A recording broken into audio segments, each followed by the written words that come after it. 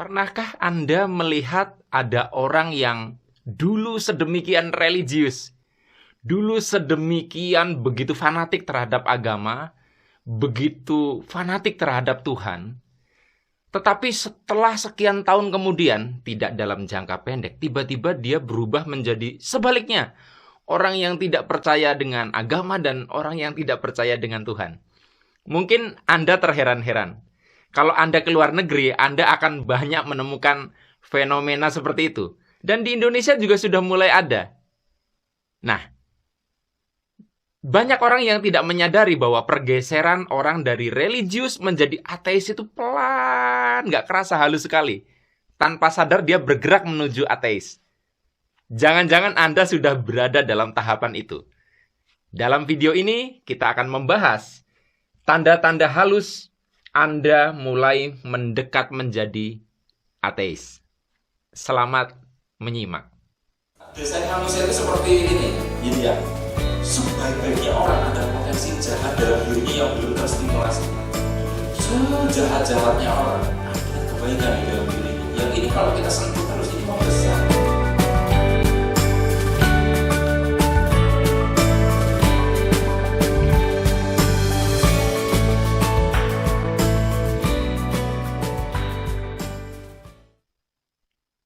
Assalamualaikum warahmatullahi wabarakatuh.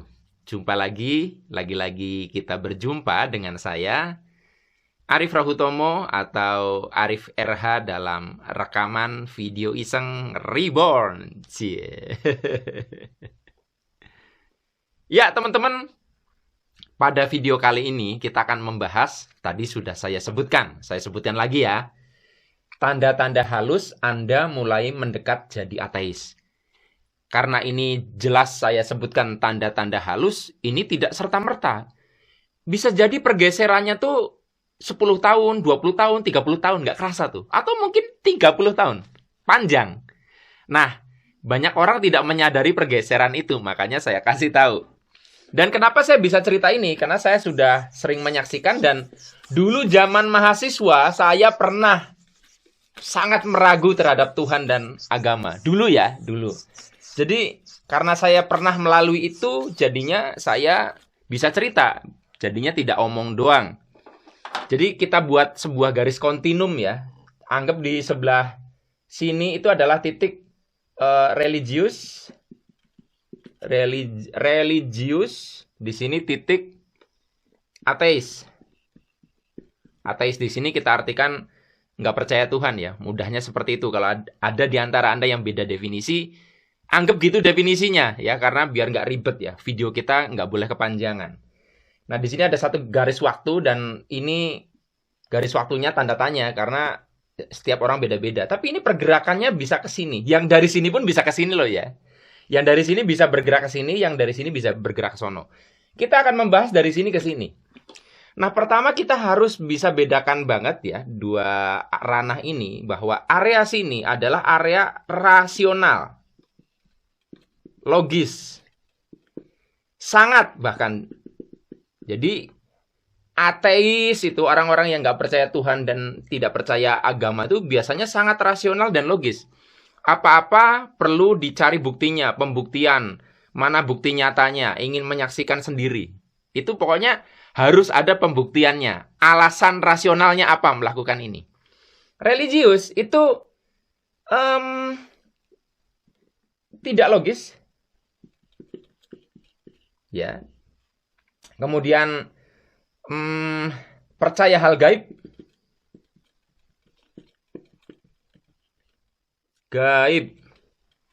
Ya. Irasional. Ya, contohnya gini. Jadi ya misalnya contohnya begini. Mungkinkah seorang manusia dengan pukulan tongkat bisa menyebabkan laut terbelah? Lalu Anda menyebutkan, oh mungkin Pak, itu yang Nabi Musa lakukan atas izin Allah. Tapi kan irasional. Ya, irasional dalam artian secara masuk akalnya gimana tuh? Nah, kemudian Nabi Muhammad bisa membelah bulan. Ya, Nabi Isa itu bisa menghidupkan orang mati. Itu kan irasional. Tetapi Anda mengimaninya. Nah, iman itu tidak logis. Iman itu tidak mempertanyakan, tidak bertanya. Sementara rasional itu kemarin kita sudah bahas di 2 video sebelumnya. Itu bertanya dan mempertanyakan dan mencari bukti empirik. Itu ciri banget dari pendekatan saintis, ya, harus ada buktinya gitu. Nah, teman-teman, di 2 video sebelum ini ada kontroversi yang memahami opini saya terhadap apa yang terjadi antara pesulap merah versus orang sakti. Ini saya melihat dari sudut pandang saya bahwa kita melihat bahwa masyarakat sudah mulai lebih rasional. Ini mulai bergerak ke sana tuh. Ya. Bagus sih, mungkin dengan rasional seperti ini, dukun-dukun palsu, ya, kemudian dukun-dukun yang memanipulatif, ya, berkedok agama, ini akan dibasmi. Nggak apa-apa, nggak masalah.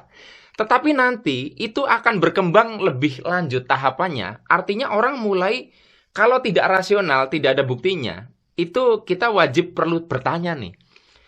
Lalu terjadi generalisasi. Wah, ini orang-orang yang ngaku sakti, bisa punya karomah, bisa punya semacam dalam tanda kutip mukjizat kecil-kecil, ternyata pakai trik sulap.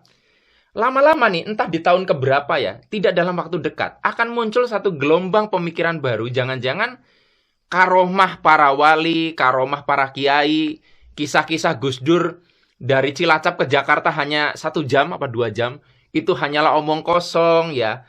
Kemudian akan muncul satu keraguan-keraguan, jangan-jangan Wali Sanga katanya bisa sakti gini gitu, itu ternyata hanya cerita bohongan, ya, hanya mitos.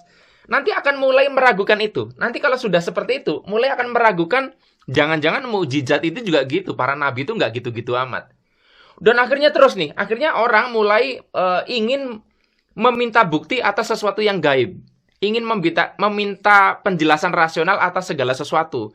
Kenapa sih? Misalnya di Mekah itu ada batu hitam namanya Hajar Aswad, itu disarankan untuk dicium karena Nabi mencontohkan itu. Yang tadinya tidak dipertanyakan alasannya, tidak rasional, orang akan mulai bertanya. Nah, kalau Anda mulai bergerak ke sini nih, entah di tahun keberapa, kalau Anda tidak waspada, Anda akan tiba-tiba nggak kerasa ada di sini, akan ada di ateisme.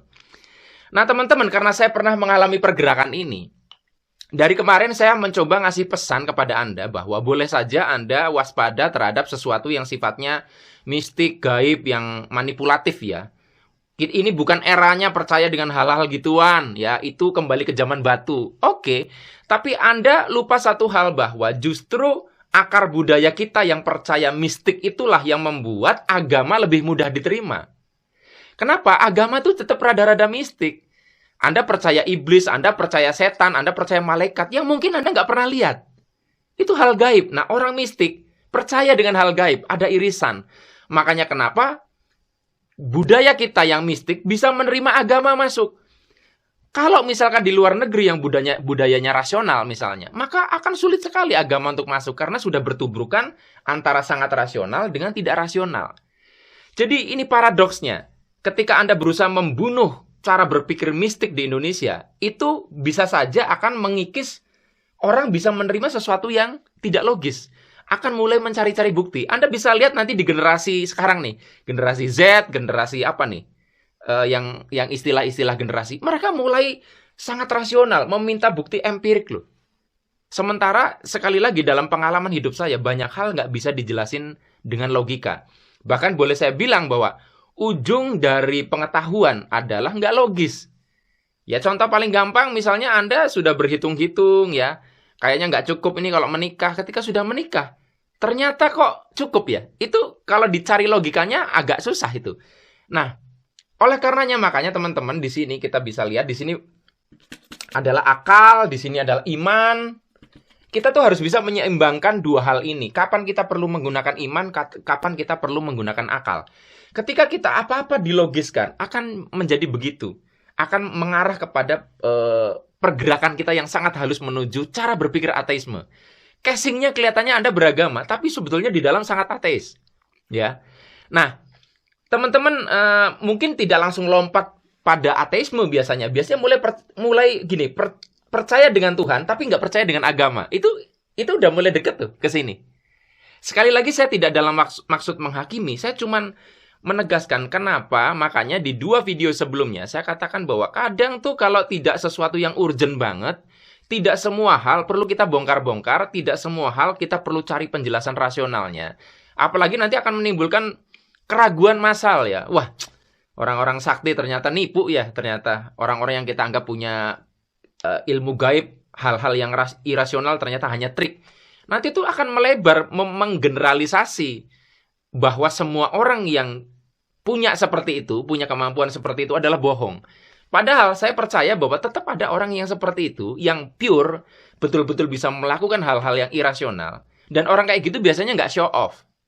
Ya, jadi orang yang sakti beneran biasanya malah tidak mau menunjukkan, tidak mau populer, tidak mau punya pengikut. Karena itu salah satu aturan kadang-kala untuk tidak show off. Nah, ketika fenomena sekarang misalnya kebongkar, dukun sakti ternyata nggak sakti, ternyata pakai trik sulap, itu akan pelan-pelan muncul keraguan dalam waktu yang jangka panjang, tidak jangka pendek. Anda boleh nanti perhatikan, karena itulah yang terjadi di dunia sana, di barat. Orang itu perlahan-lahan mulai rasional ke sini nanti. 30 tahun lagi Indonesia itu bisa jadi tidak seperti negara religius kayak gini. Karena begitu rasionalnya orang. Di sini Anda merasa tercerahkan, terlepas dari kebodohan. Tapi ini akan menuju ke sini. Walaupun nanti kehidupan akan membalikkan lagi ke sini juga bisa. Saya cuman kasih tahu kepada teman-teman semua bahwa sekali lagi, tidak semua hal perlu dicari buktinya.